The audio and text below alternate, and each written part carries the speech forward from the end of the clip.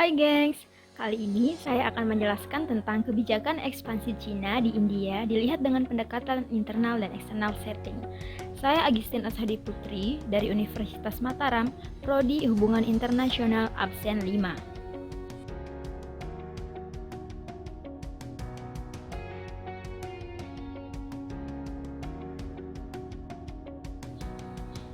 Setting didefinisikan sebagai seperangkat kategori yang relevan dengan kondisi-kondisi dan faktor-faktor yang potensial dan memiliki pengaruh terhadap tindakan suatu negara.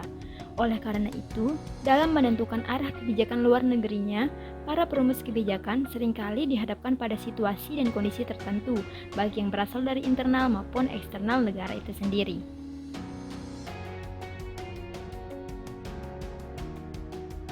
Konsep internal setting lebih menegaskan pada faktor-faktor yang sifatnya berasal dari dalam negara itu sendiri. Internal setting dapat meliputi struktur sistem politik negara tersebut, sehingga mempengaruhi dalam pengambilan kebijakan. Dalam internal setting juga mencakup ideologi yang dianut, cara masyarakat berfungsi dan berperilaku, dan tuntutan dari masyarakat dalam negara. Jika dalam suatu negara memiliki banyak masyarakat, maka akan berpengaruh besar terhadap proses pengambilan kebijakan.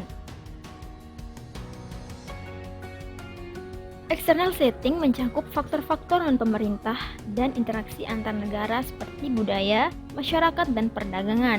Dalam external setting juga meliputi teritorial suatu negara dan bagaimana cara masyarakat internasional bertindak sehingga suatu negara mempertimbangkan faktor tersebut dalam pengambilan keputusan. Hal yang paling berpengaruh pada pembuatan kebijakan dalam external setting adalah posisi geopolitik dan bagaimana hubungan suatu negara dengan negara lain.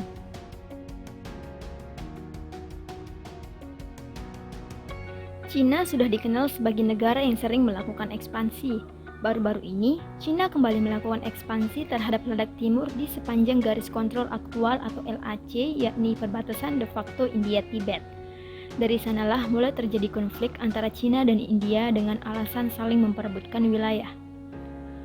Konflik ini berawal dari keinginan Cina untuk mengklaim wilayah ledak timur karena terdorong oleh keberhasilannya atas klaim Laut Cina Selatan.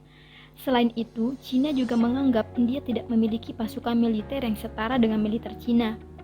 Keinginan Cina menguasai ledak timur semakin memuncak dikarenakan letaknya yang berada di sepanjang garis kontrol aktual atau LAC, yakni perbatasan de facto India-Tibet, yang dimana Tibet sudah menjadi milik Cina.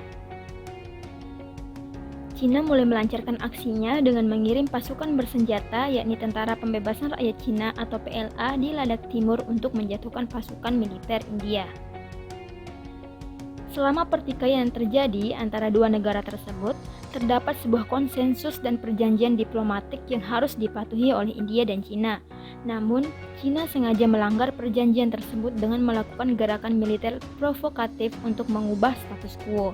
Kenyataannya, konflik yang semakin memanas pada pertengahan musim panas yang lalu dikarenakan kedua negara tersebut saling menuding telah melanggar garis perbatasan. Pariwisata di Ladakh Timur dianggap sebagai tulang punggung ekonomi, yang dimana 70% warga negaranya bergantung secara langsung dan tidak langsung pada kedatangan turis. Hal tersebut dikarenakan Ladakh Timur dikenal dengan keindahan pemandangan pegunungannya. Ladakh Timur dianggap memiliki destinasi wisata yang cukup banyak dikunjungi oleh para turis. Daerah Ladakh yang kebetulan berdekatan dengan Tibet yang dimana sudah dikuasai oleh Cina membuat Cina ingin mengklaim wilayah tersebut sehingga mempermudah Cina menguasai perekonomian di Ladakh Timur. Dengan hal tersebut tentunya dapat membuat Cina mengalami keuntungan karena peningkatan ekonomi yang didapatkan dari Ladakh.